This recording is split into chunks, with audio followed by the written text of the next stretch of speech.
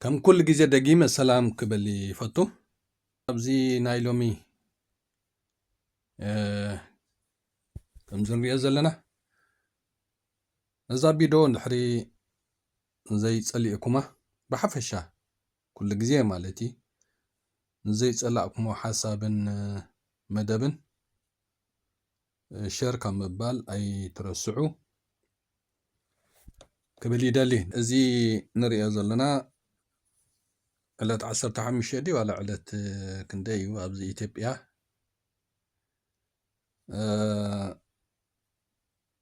زقبر ومتأخاب كم زخلنا نفلطو مالتي زعبو مي نايلومي زي أبزي الصحف عم بس أقل زبزلو كيرا سيصلو إن ديبتشم عم بس أزبل الموسيقى واللي علو سلز نبره وهميتي عم بس أقل زبزلو وخرا قيرو أهمي عم بس أزبزلو صحف أبزي وخرا قيروه عم بس أقل زبل صحف سي وخرا قيرو أهمي بخم غيرنا نرد أيو بزخنة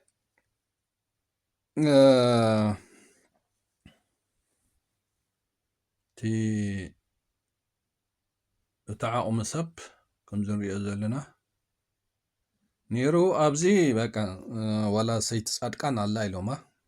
سيتصدقان إرتراويتا تم زي تفلطو درجة صدقان مسبيتي ام كان زي كند زي زكايدو مالتي أبراهام بلايون ني كيروس ود حاوبي كم زبلو سوا سمعنا لنا مالتي سيتصدقان إرتراويتا كيروس كاني ني أبراهام بلايكا وبيتوسوبي ود حاوبي كوميتي سمع مالتي حجين تاي تقندي أنا حجين تايو أنا كم أنا بإثيوبيا زبحال قالسي نيرتراويان يطقمنان إلي زأمن قالها أنا أب أحمد ويتزلو بلصقنا بزعبا الإلاونت إيرتران وراراب إيرتران كم مزراب انت زقط أبسي تبي إثيوبيا كايد قالسي إيرتراويان ببعلنا تزخون سي بقالس سيمس أنا ينزلوا سبات الله أنا جن بإثيوبيا زبحال قالسي أيدو قفني زي هجي كإنمي شدشت عمت عبي لستزارب كوزربا بيدول لبزي أبزي ناتي channel مالتي هجي كون مالتي بإثيوبيا زبحال قالسي ني إتراويان ولا حنتي لوط خمسة أي كأني قدفو بعبا إثيوبيا قلما ولا أبزي تقراي زنبره كن مزوكوناتات أبتن ودبات ويمقساسات نا إيرتراويان انتاي نيرو نعون كنريو صبوي بعبا أبتي نا إثيوبيا بعيبو أبزي أب أحمد زلعلو زلو زي كوناسي قيد 3 عمت زنبره ولا ملس كله مالتي ندنب فتحي إيرتراويان بخمي يحزوا نيرهم كل سب سفلتي بزوبا بهيمانوت بقانقا ناي عفار بينهم ناي كنما بينهم ناي تقرنيا بينهم ناي دق كبسا بينهم ناي دق متحت بينهم ناي دق أكلو جزاي بينهم ناي دق سراي بينهم ناي دق حماسين بينهم ازيسي ኣብ ትግራይ ነይሩ መለስ ከሎ ማለት እዩ ስለዚ ኣነ ነዚኦም ርኤ ጥራሕ ይኹንኩን ብኢትዮጵያ ዝግበር ቃልሲ ንኤርትራውያን ኣይጠቅምን ኢለ ካብ ነዊሕ ዝዛረቦ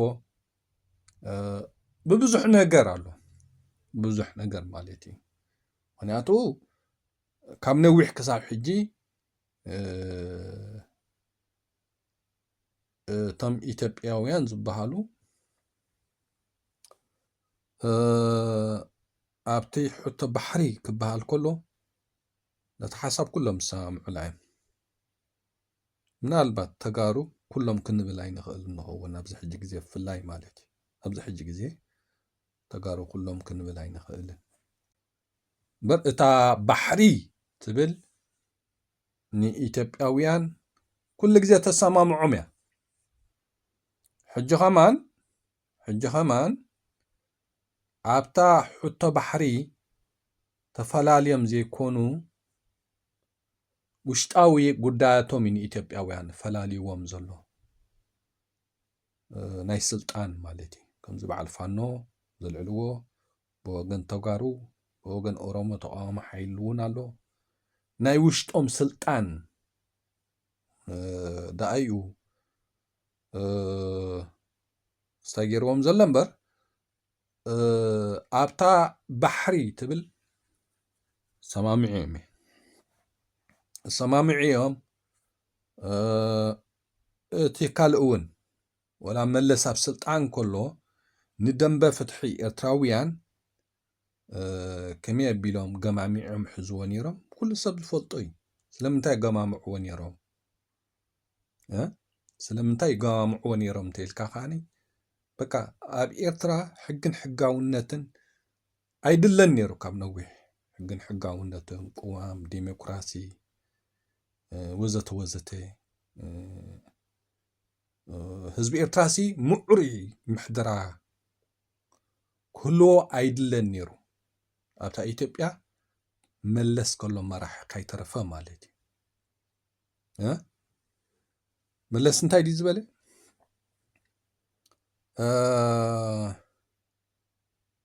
ክወፅኦም በባሓደ ክወፅኦም እየ ሃገር በይና ክተርፍ እያ ዳርጋ ወፃእ ኣሎ መንእሰይ እኮ ጫማ ዘለዎ ኩሉ ወፃእ ኣሎ ይበሃል ነይሩ ግዜ መለስ ማለት እዩ ገለ ምሁራት ተጋሩ እኮ ይወፁ ኣለዉ ገለገለ ትብልናሲ ኣይውዳእ እንዲ ህዝቢ ኢሎም ዝሓተቱ ምሁራት ተጋሩ ኣለዉ ክሳብ ሕጂ ብሂወቶም ዘለዉ ማለት እዩ ተጋሩ ንባዕሎም ሲ ህዝቢ ኤርትራ ብስደት ፀሪሩ ካብ ሃገሩ ክወፅእ እዮም ዳኣ ዝደልዩ ነይሮም እምበር ህዝቢ ኤርትራ ብሰላም ብሕግን ሕጋውነትን ብፍትሕን ለውጥን ምዑሩይ ምሕደራ ገይሩ ኣብ ሃገሩ ብናፅነት ብሓርነት ብሰላም ክነብር ድሌት ኣይነበሮምን እቶም ካልእ ንግደፎም ተጋሩ ባዕሎም ማለት እዩ ሕጂ ኣነ ስቂለ ኣይኮንኩን ሕጂ ገለገለ ሰባት ሕጂ እዚኦም ሕጂ በዚ ናይ ሕጂ ገለ ሪኦም ብህልኽ ብገለ ይርእይዎ ኾኑ ኣነ ከም ኣነ ግን ካብ ነዊሕ ኣትሒዘ ብኢትዮጵያ ዝግበር ምንቅስቃስ ኤርትራውያን ንረብሓ ኤርትራውያን ኣይስራሕን እዩ ንረብሓ ኤርትራውያን ኣይዳሎን እዩ ንረብሓ ኤርትራውያን ደገፍ ኣይግበረሉን ሕጂ ከምዚ ክትብሎም ከለኻ ብፍላይ ዞም ኩብኩብታ ሙቤንዳ ነቃለስ ብሉኻ መቃለስ ዳ ሽሕን ሚልዮናትን ኣሎ ድሕሪ ተበጊስና ድሕሪ ተጠርኒፍና ድሕሪ ተወዲብና እንታይ በዓል የመን ብዙሓት ውድባት እኒአን ዘለዋ ናይ ካልእ ሃገራት ከይተረፈ ኣብ የመን ተኣኻኺብካ ተወዲብካ ሲ ሰሜናዊ ቀይሕ ባሕሪ ኣፍዓበት ኣቢልካ ክትሰግር ትኽእል ካብ ሕፅር ዝበለ ማለት እዩ بجبوتي بيلكا تودادي بكا بدنكل أتو تخيلها أب كل الكيبلكا جن كم تا ببحدة كاب إيرترا زوز أنا يا ببحدة أوشتي إيرترا هنأكم نخيلنا نحادة نجر اندحر تبجيس كالو زي جبر نجر يلن كم يجرنا نخاب إيرترا وتينا دوبت حسنا دينا خاب إيرترا وتينا بحقاو دينا وتينا خاب إيرترا وين بليغال يوصان إن ليغال إنا وتينا قال لي أبتئيد إنها تسحتت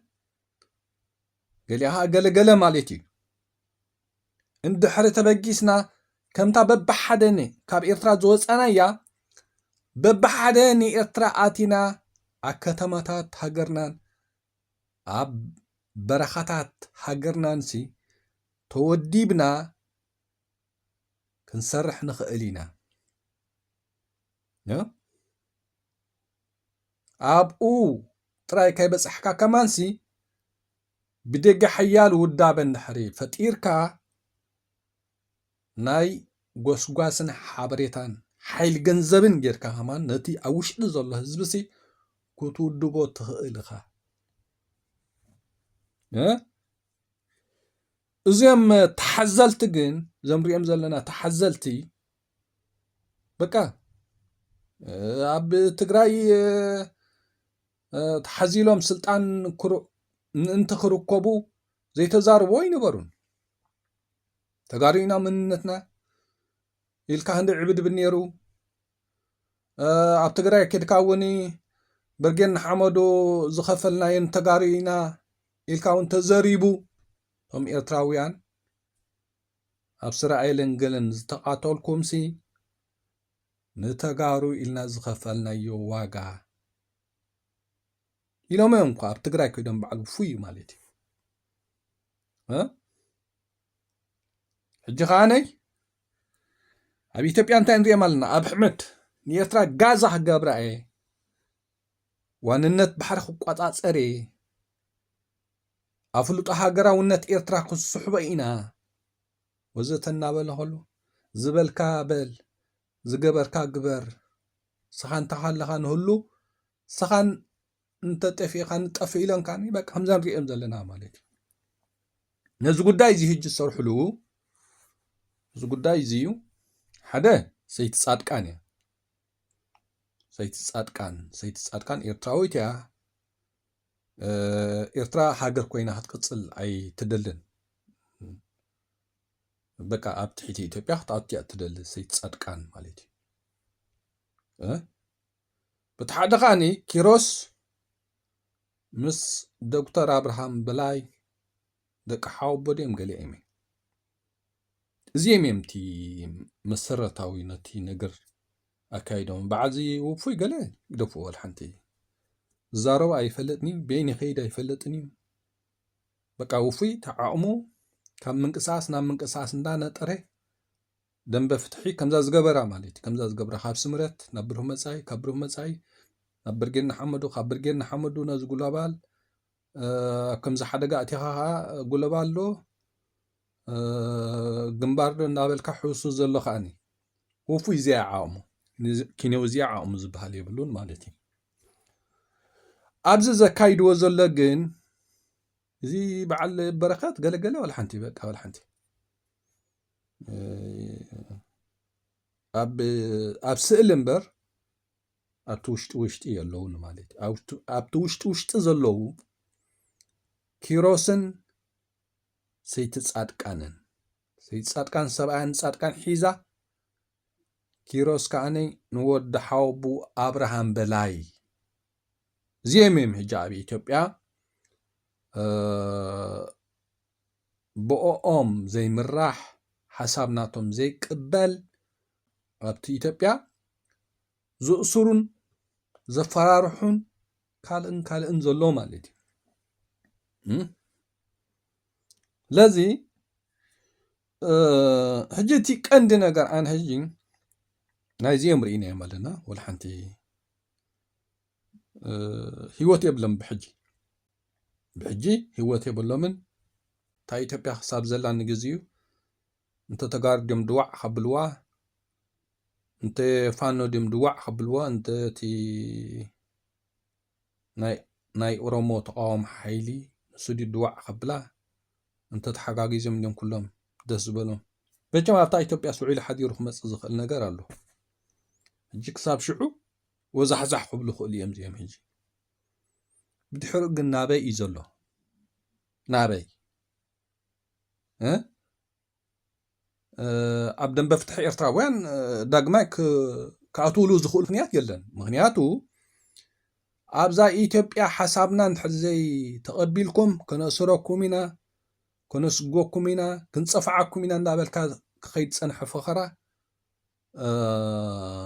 كل سب سمعي ولا زين كاتا أوابيلهم نتحساب شركو بلوزوع ليامي حجي كم زي عينت نحرز كايدو خينم حين حق الدنتي خابتا إثيوبيا مسوسو كنصبيهم أبتا إرتراون كمتا أب إثيوبيا عدل زبهانا ينفقد لكم ينازلوا نازلوا مالت تمابتي إثيوبيا زي لنا كنت هنقبرن كيدينا جن እቶም ፈትዮም ጸሊኦም ኣብታ ኢትዮጵያ ዘለዉ ኤርትራውያን ግን ንዖም ዘፈራርሕዎም ዘሎ ሓሳብና እንተዘይ ተቐቢልኩም ሲ ክንግሕጠኩም ኢና ኣብዛ ኢትዮጵያ ዝብሎ ኦኬ ንሕና ኸ ካብታ ኢትዮጵያ ምስ ወፁ ድዮም ወይ ድማ ጽባሕ ኣብታ ኤርትራ ክንግሕጦም ምዃንና ከምኡ እዩ እንጂ ክንፈልጦም ክንከኣል ኣለና እዞም ሰባት እዚኦም ሓደ ብሓደ ማለት እዩ በዓል መንዮም መልክዖም ኣስማቶም كل ነገር ማለት እዚኦም በዓል መንዮም ጽቡቕ ጌርካ ክንፈልጦም ክንክእል ኣለና ሓደ ብሕጂ ኣብ ካልእ ጥርናፈታትን ምንቅስቓሳትን ናይ ደሌት ፍትሒ ብፍጹም ከኣትዎ ከም ዘይብሎም እዞም ሰባት እዚኦም ሓደ ኣብታ መጻኢት ኤርትራ ዋጋ ክኸፍሉ ከም ዘለዎም ዋጋ ክኸፍሉ ከም ዘለዎም ማለት እዩ ሕጂ ትቐንዲ ክንሪኦ ዘለና ተንገለገለ ሰባት ሲ ምርርዳእ ዶ ገለገለቱ እንታይ ክትገብሩ ክትረዳዱ እዚኦም ንብሎ ዘለና እንተዘይ ሰሚዕኩም ሲ ክንፀፍዓኩም ኢና ካብ ኢትዮጵያ ሓኪሕግና ክንውፀኩም ኢና እናበሉስ ከመይ ጌርካ ከምዚኦም ክትረዳእ ትሓስብ ዘለካ ተንገለገለ ሰባት ክንረዳእ ዶ ክንላዘብ ዶ ትብሉ ማለት እዩ ወላ ሓደ ክልተ ሰባት ሰለስተ ሰባት ይዛረብዎ ተዘረባ እዚኦም ብምሎም ሸር ክብልዎ ዝውዕሉ ተዘረባ ማለት እዩ ሳምዕሉ ስለ ዝኾኑ ማለት እዩ ስለዚ ምዚኦም ክትላዘብ ኣይከኣልኒ ኣይሕሰብኒ ዘላዝብ ምክንያት እውን የብልካን እቶም ገለገለ ኣለኹም ዘይፀረኹም ሰባት ኣለኹም እኮ ኣብይ ብዛዕባ ኤርትራ እንተዘይ ጎድፎኮ ምዚኦም ተላዘብና ነርና በቲ ኢትዮጵያ ብሓደ ምሰራሕና ነርና ገለገለ ትብሉ ኣለኹም ዘይ በቃ ሓንቲ ሲልኩም መንጎ ሰባት ኣለኹም ምዚኦም ክሰርሕ ኣይትኽእልንኻ ናይ ኢትዮጵያ ናይ ኣብ ኣሕመድ መንግደፎ እዞም ጉጅለ እዚኦም ምዞም ጉጅለ እዚኦም ክሰርሕ ኣይትኽእልና ድሕሪ ተመሊስካ ሓደ ብሓደ ኣመፃፅኦም ራእዮ ምዚኦም ክትሰርሕ እንድሕር ፈቲንካ ዝኾነ ኣብ ደንበ ፍትሒ ሕጂ በቃ ክትብተንን ክትዓኑ ምዃንካ ፍለጥ ውፉይ ከም ውፉይ ንኣብነት ሲ ናይ ምዕናው ናይ ምብታን ልዑል ተመክሮ ኣጥርዩ ዘሎ ሰብ እዩ ሓሶት ኣይኮነን ሓደ ብሓደ ፈትሽዎ ኣመፃፅኡ ካብ ስምረት ኢልካ ናብ ብሩህ መጻኢ ካብ ብሩህ መጻኢ ናብ ብርጌና ሓመዱ ግሎባል ወዘታውታት ጸኒሑ ካብኣኻ እንታይ ገይርዎ ኣሎ ሕጂ ግንባር ግሎባል ኢሉ ማለት እዩ ስለዚ ናይ ውፉይ ዓቕሚ እዚኣ ክነውዝያ ውፉይ ፖለቲካ ዝበሃል የብሉም ናይ ኪሮስ ግደፎ ናይ ኪሮስ ኣይቲ ዝዛረብ ምክንያት የብሉ ናይ ኪሮስ ዝዛረብ ምክንያት የብሉን ናይ ውፉይ ከዓ በቃ ከምዛ ኣብ ትግራይ ሰማዕኹሞ ኩልኹም ትግራይ ከይድ እንታይ ኢልኩም برجرنا حمدو نكفلو زصنحنا نتغارو إلنا إنا نتم تقاومتن دقفتن تباهلكم إرتراويان أب سرائيلن قلن زتقاتلكم زح سنكلنا قلن زقات أمكم سي وفين تايلكم أب تقراي كيدو بس مدهين مالتي برجرنا حمدو زخفلنا نخفلن زلناسي نتقراي نتغارون إلنا إنا سلازي وفي بوليتيكينيا أيكونن حدا أيكونن وفي تزارابايو كوميدياني بقى زاسي وفي بزيا يزريو أنا مالتي بقى كيروس كاول حنتي كيروسي كيروس زي فلسب يلن نكيروس زي فلسب يلن مالتي تقندنا قرقن أب حمد مالي زردو سبات نيروم تزخونسي اتا أب حمد زلعلو زلو مانتو فقدنيهات هيكوننا صباح سي فقدنيهات كون اين خيلنا زبل سبات نحرو خوينا مسي اتا أب حمد زبلو زلو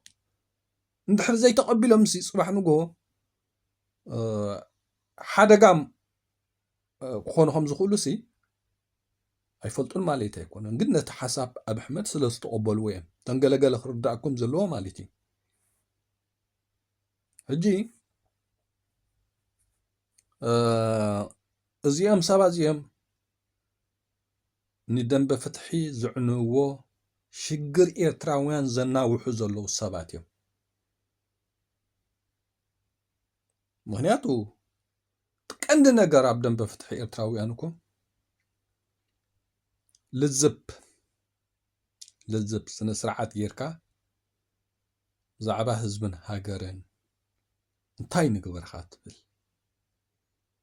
سلازي اللي تقندي أبدن بفتحي زدن بفتحي إرتراويان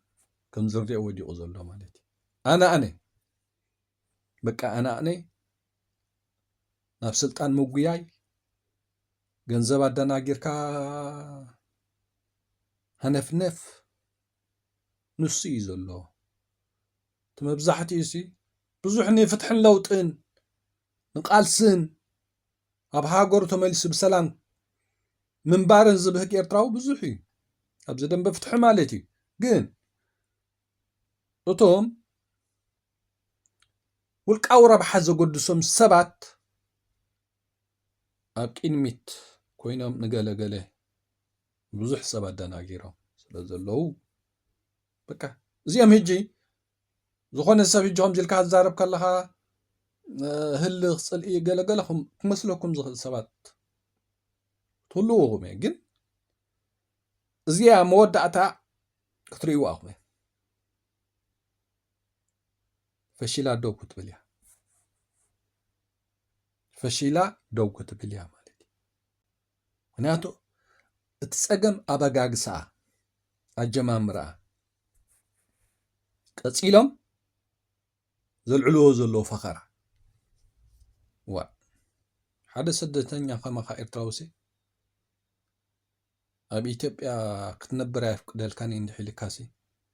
ዋ እሞ ንስኻ ኸኣኒ ራይ ኣብታ ኤርትራኻ ፅባሕ ኣነ ክትነብር ኣይፍቅደልካኒ ንስኻ ክትነብረሉ ዘይትኽእል ኤርትራ ፅባሕ ኣነ ዘመዓራርያ ምባልካ ዘሕፍር ኣይኮነን ከምኡ እዩ ንሓደ ጨካን ምጨከንካሉ እዩ ስቅያ ዝርድኦ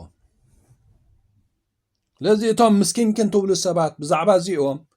ምስኪንክን ኣይትበሉ ምዚኦም ልዝባ የድልየካ ዘተ ኣየድልየካ በቃ ምዚኦም ከምዛ ዝብልዋ ዘለዉ ዝበልናኩም ሰሚዕኩም ክንፀፋዓኩም ኢና ሓደ ሓደ ዝብል ዘለዉ ወዘተ ብዙሕ ዝዕጎርግሩ ዘለዉ ስኻ ኸኣ ብኸምኣ ኻ ክትሕዞም ዘለካ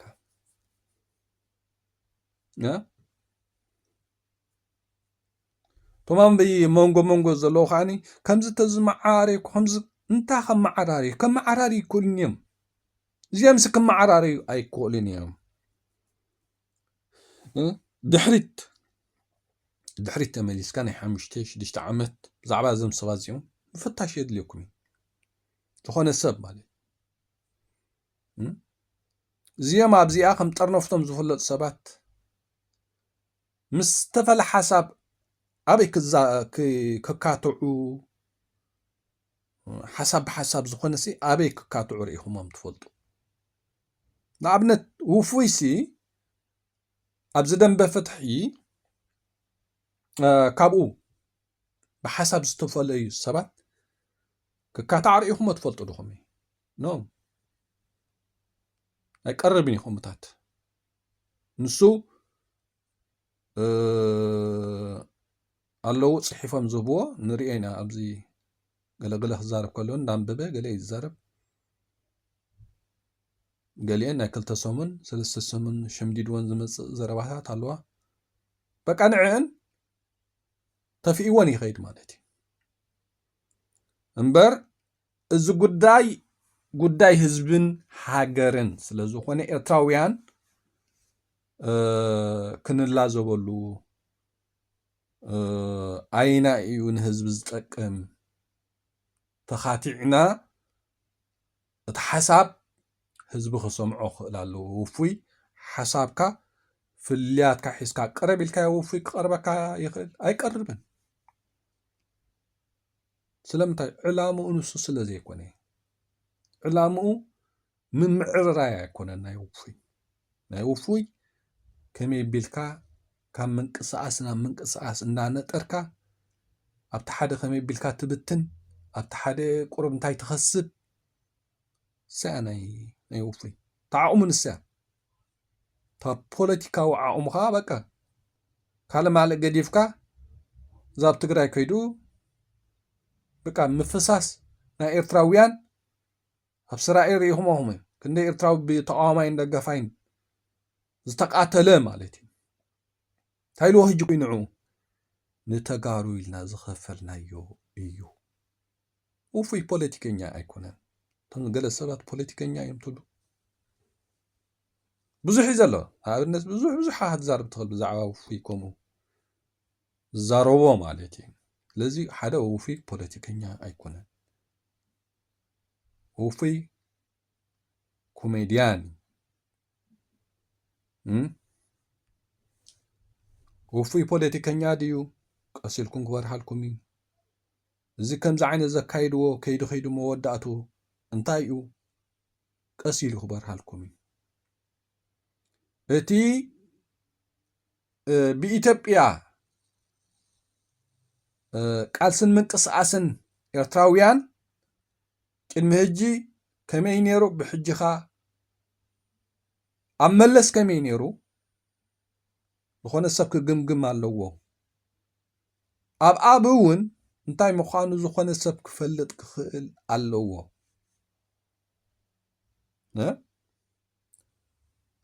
ኣነ ንገዛርሲ ዝኾነ ሓሳብ ክዛረብ ከለኹ ከምዚ ሕጂ በቃ እቲ ዘዛረበኒ ምኽንያት ከምዚ ሕጂ ንኣብነት ዝገልጾ ዘለኹ እዩ ዘዛረበኒ ማለት እዩ እምበር ኣነ እዚ ኣብዚ ኣብ ቪድዮ ንሪኦም ዘለና ሰባት ብኣካል ዝረኸብኮ ሰብ የብለይ ብውልቂ እውን ወላ ሓንቲ ዝበደልኩም ብውልቂ የብለኝ ብውልቂ እውን ዝበደሉኒ ሰባት ኣይኮኑን እቲ ነገር ግን ጉዳይ ህዝብን ሃገርን ድሕሪ ኮይኑ ንኩልኻ ኤርትራዊ እዩ ዝምልከተካ እዚኦም ግን እንታይ እዮም ዝብሉ ካይትዛርቡ በኣና ከምኡ እናበሉ ከዓነ ይፍክሩልካ ፀርፉኻ ማለት እዩ ማለት ነዚ ኤርትራዊ ዝብሎ ዘለዉ ሲ ብዙሕ ኢና ንርኢ ዘለና ማለት እዩ ወይ ብዙሕ ኢና ንሰምዕ ዘለና ማለት እዩ ቀንዲ ነገር ግን ጉዳበ ዲ ጥርናፈ ዲ ምንቅስቓስ ዲ ኢልካ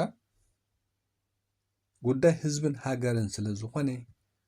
ኣይትሕተቱና ብዛዕባና ኣይትዛረቡ ገለገለ ዝበሃል ነገር የለን ከምኡ ዝበሃል ኣይሰርሕን እዩ ምትእርራም ኣሎ ምምልላእ ኣሎ ምፅፍፋዕ እውን ኣሎ ጉዳይ ህዝብን ሃገርን ስለ ዝኾነ ምልዛብ ኣሎ ምትእርራም ኣሎ ምምልላእ ኣሎ ምፅፍፋዕ ኣሎ ነዚአን ከመይ ትሰርሓለን እንድሕር ተመራሊእካ ተላዚብካ እንድሕር ኸይድካ ረብሓ ኩልኻ እዩ ካብኣ ወፃኢ እንድሕር ከድካ ግን ብምፅፍፋዓኻ ተዓፅዎ ብሓይልኻ ማለት እዩ ከምዛ ሓሳብና እንድሕር ዘይሰሚዕኩምሲ ካብ ኢትዮጵያ ሓግሒግና ክነውፃኩም ኢና ዝብሉና ዘለዉ ንሕና ከዓ ብሓይልና ካብኣ ምስ ወፃኹም ክንፀፍዓኩም ኢና ኣብታ መጻኢት ኤርትራ የራኸበና ኣብኣ ክንፀፍዓኩም ኢና ክንብሎምን ዘለና ማለት እዩ ካብ ልዝብን ካብ ዘተን ካብ ምምልላእን ወፂኦም ዝፍክሩ ዘለዉ ንሶም እዮም ስለዚ ከመይ ጌርካ ንዑንላ ዘብኢልካ ምስኪንክን ትብሎ ኣለዎም ነዚኦም ምስኪንክን ኣየደለኒ ኣሕዋት እንዲና ገለገለ ኣብ ትሕቲ ኣብ ወዲቖም ኣሕዋትካ ኣብ ትሕቲ ኣብ ወዲቖም ኣሕዋትካ ሲ ካብ ኢትዮጵያ ክነውፃካ ኢና ክንፀፍዓካ ኢና ብሉካ ኣለዉ ስለዚ ሓውኻ ኮ ሓዊ ኢልካዮ ሓወይ ምዝብለካ ይድኣ እምበር ዋ እንታይ ማለት እዩ ስልካ ኣሕዋት ኢና ገለመለ ከምዚ ባል ኣይሰርሕን እዩ እዞም ሰባት እዚኦም ድሕሪ ሒዞምካ ከዓነ ወላ ሓንቲ በቃ ኣነ እዚኦም ዝመርሕዋ ኤርትራ ወላ ሓንቲ ፍሉይነት ካብ ህግደፍ የብላን ሓደ እዩ ከምዛ ኣብ ግዜ ህግደፍ ተሰዲደያ ዘለኹ በዚኦም ትምራሕ ኤርትራ ልክዕ እታ ስደት ክቕፅላ እያ ኣይኮነ ኤርትራ ተቆፃፂሮም ኢትዮጵያ ተቆፃፂሮም እንታይ ክገብሩካ ከም ዝኽእሉ እፍክሩ ኣለዉ እኮ ስለዚ እቶም ገለገለ ሰባት ክርዳእኩም ክኽእል ኣለዎ ኣሕዋቲና ገለገለ ትብሉ እሞ ስኻ ኣሕዋተይ ክትብል ንሶም ክንፀፍዓካ ኢና ወይ ኣብዚ ኢትዮጵያ ምንባር ኣይነፍቅደልካን ሓሳብና ንድሕ ዘይተቐቢልካ ሓግሒግና ክነውፃካ ኢና ክንፀፍዓካ ኢና እዮም ዝብልካ ዘሎ ከመይ ጌርካ ኣሕዋት እዮም ትብል ኣለካ ጅንስኻ ኣሕዋቲና ዶ ንላዘብ ዶ ንዛተ ትብል ካብ ዘተ ወፂኦም እዮም እዚኦም ካብ ልዝብ ወፂኦም እዮም ምዝኦም ብሓይልኻ ጥራሓ ዝኾነ ሰብ ክፈልጣ ዘለዉ ናብኦም ፅጋዕ ይፀጋዕ ካብኦም ዝርሕቕ ይርሓቕ ምዝኦም